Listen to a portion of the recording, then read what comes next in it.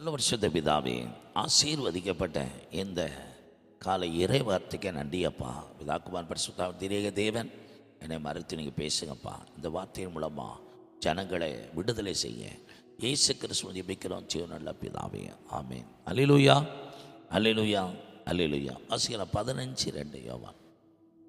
என்னில் கனி கொடாதிருக்கிற கனி கொடாத கொடி எதுவோ அதை அவர் அறுத்து போடுகிறார். கனி கொடுக்கிற கொடி எதுவோ அது அதிக கனிகளை கொடுக்கும்படி அதை சுத்தம் பண்ணுகிறார். இங்க பார்க்கிறோம், சுத்தம் செய்கிறார். சுத்திகரிப்பு அர்த்தம்.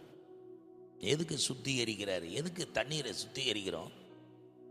நல்ல தண்ணியா, சுத்திகரிக்கப்பட்ட தண்ணி, கல் நீக்கப்பட்ட பொன்னி, எதையும் நீக்கப்பட வேண்டி நீக்கி தான் அந்த பலனை அனுபவிக்கிறோம். அப்போது நம்ம தேவனுக்கு அதிக கனி கொடுக்கும்படி நம்மளை ஆண்டவர் சுத்திகரிச்சுக்கிட்டே இருக்கிறார், சுத்தம் பண்ணிக்கிட்டே இருக்கிறார். அப்போது நம்ம சுத்திகரிப்பது 24வது சங்கீதத்தில் கைகளில் சுத்தம் உள்ளவனும் இருதயத்தில் நேர்மை உள்ளவனும் கபடாய் ஆணையிடாமல் அப்படி சொல்லிட்டு அவன் தேவனால் ஆசீர்வாதத்தையும் தேவனிடத்தில் நீதியை பெறுவானாம் அப்படிங்கிற. அப்போ இங்கே சுத்திகரிப்பது என்பது என்ன?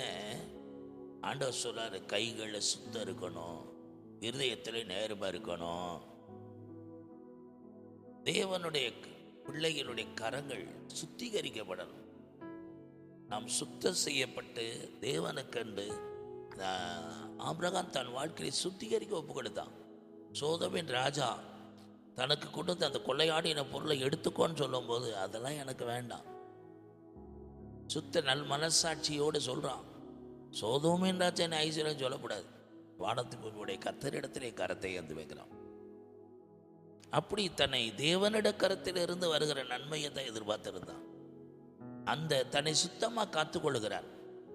ஒரு இழிவான ஆதாயத்தை இச்சிக்காம தேவனிடத்தில் வர நன்மைகளுக்காகத்தான் தேவனிடத்தில் ஏந்துகிறான்.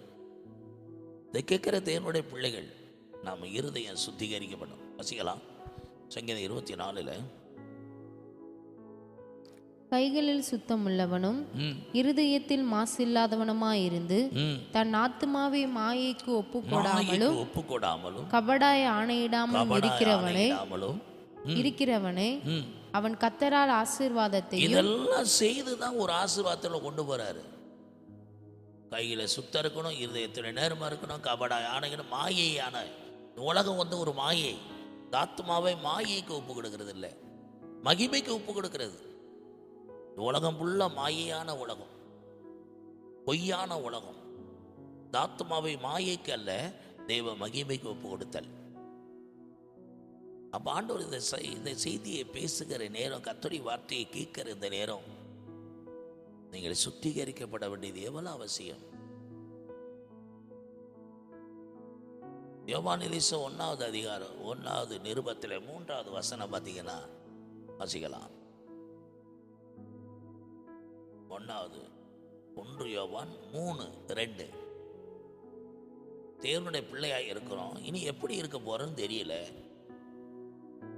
பிரியமானவர்களே, இப்பொழுது தேவனுடைய பிள்ளைகளாய் இருக்கிறோம், இனி எவ்விதமாய் இருப்போம் என்று இன்னும் வெளிப்படவில்லை. ஆகிலும் அவர் வெளிப்படும் போது அவர் இருக்கிற வண்ணமாகவே நாம் அவரை தரிசிப்பதினால் அவருக்கு ஒப்பாய் இருப்போம் என்று அறிந்திருக்கிறோம்.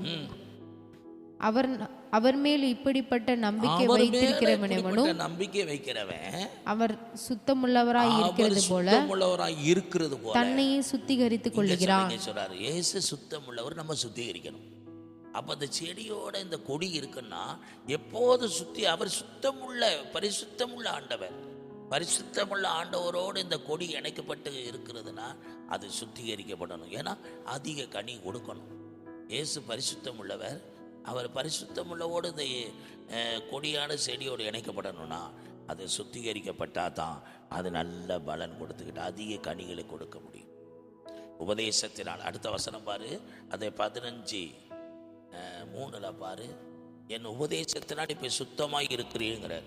நான் உங்களுக்கு சொன்ன உபதேசத்தினாலே நீங்கள் இப்பொழுது சுத்தமாய் இருக்கிறீர்கள். அப்போ அனுதினமும் நீங்கள் நல்ல பலன் கொடுக்கணும், சுத்தம் செய்யப்படணும், அப்படின்னா அடுத்து உபதேச சத்தியத்தினாலே சுத்திகரிக்கப்பட வேண்டும். நீங்க உபதேசங்களை கேட்க தான் மக்களுக்கு மனம் இல்லையே. இயேசுவை பின்பற்றின சீசர்கள் இது கடினமான உபதேசம் யார் பின்பற்றுவா? பேதுருவை பார்த்து அப்போஸ்தலர் நீங்களும் போய்விட மனதாக இருக்கிறீர்களோ? அங்கே எங்கே போவோம்? நித்திய ஜீவ வசனம் உம்மிடத்தில் இருக்குது. நீ ஜீவனுடைய தேவனுடைய குமாரன் கிறிஸ்து என்னது விசுவாசித்தது மாத்திரமல்ல, நான் அறிந்தும் இருக்கிறேன். இப்படிப்பட்டவர்களை இயேசுவை மறுதலிச்சாலும் அவன் மறுபடி உயிர்ப்பிக்கப்பட்டு இயேசுவை பின்பற்றி வந்தான். இதை கேட்குற அருமையான கர்த்தருடைய பிள்ளைகளே, நீங்கள் மிகுந்த கனிகள் கொடுக்கணும்னா சுத்திகரிக்கப்பட வேண்டும்.